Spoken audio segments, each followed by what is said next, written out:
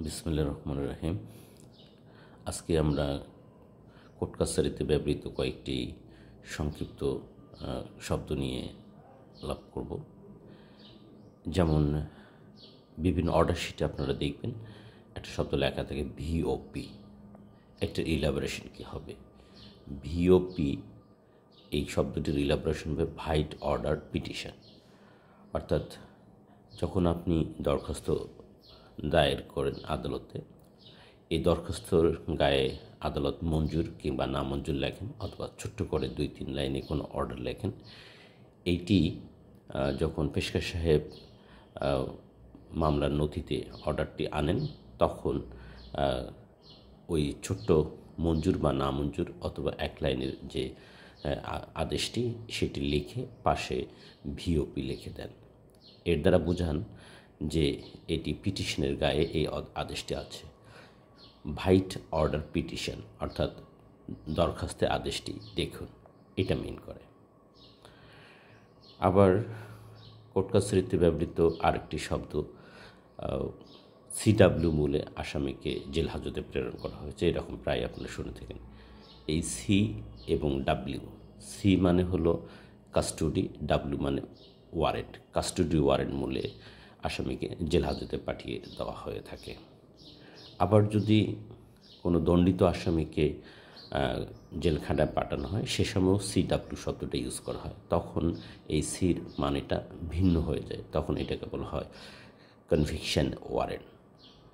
দণ্ডিত আসামির ক্ষেত্রে হবে কনভিকশন ওয়ারেন্ট, আর আন্ডার ট্রায়াল প্রিজনারের ক্ষেত্রে যখন তাকে জেল হাজতে পাঠানো হবে তখন এটার অর্থ ভিন্ন হবে, তখন হবে কাস্টডি ওয়ারেন্ট। Custody warrant. আরেকটা শব্দ আপনারা দেখতে পান, সেটা হলো আসামির বিরুদ্ধে ডাব্লিউএ ইস্যু করা হয়। ডাব্লিউএ ইস্যু করার অর্থ হলো ওয়ারেন্ট অফ অ্যারেস্ট।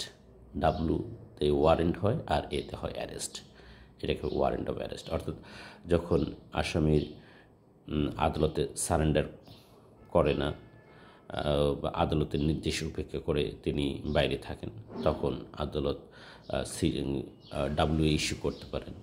অথবা যখন কোনো আসামির বিরুদ্ধে আদালত অপরাধ বিচারার্থে আমলে নেন, তখন প্রযোজ্য ক্ষেত্রে আসামির বিরুদ্ধে ডাব্লিউ ইস্যু করতে পারেন।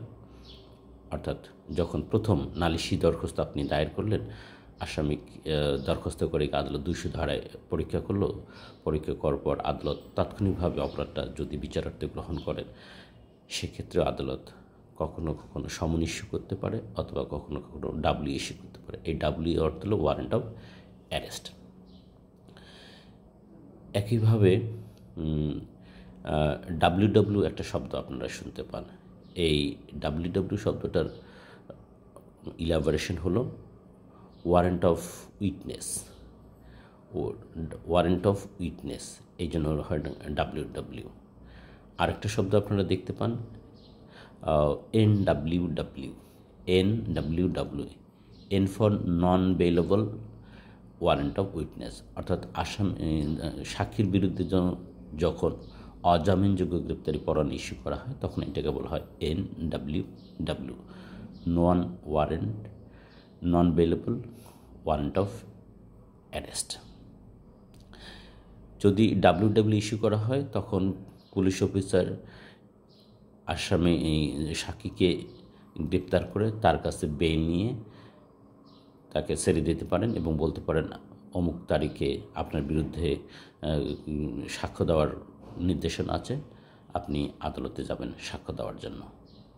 আর যদি নন বেইলেবল ডাব্লিউ ইস্যু করা থাকে, অর্থাৎ NWW ইস্যু করা থাকে, তাহলে পুলিশ অফিসার আর সেই সাক্ষীর কাছ থেকে কোনো বেইল নিতে পারবেন না, তাকে গ্রেপ্তার করে অবশ্যই সাক্ষ্য দেওয়ার জন্য আদালতে উপস্থাপন করতে হবে। আবার কখনো আপনারা একটা শব্দ দেখতে পান back page of the CS, অর্থাৎ এখানে আমরা সিএস অর্থ chargesheet, C for charge, S for sheet. এই চার্জশিটের ব্যাক পেজেও আমরা বেশ কয়েকটা এরকম সংক্ষিপ্ত শব্দ দেখতে পাই। তার মধ্যে অন্যতম একটি হলো PR, পিসি পিআর, দুইটা শব্দ আমরা দেখতে পাই, পিসি পিআর।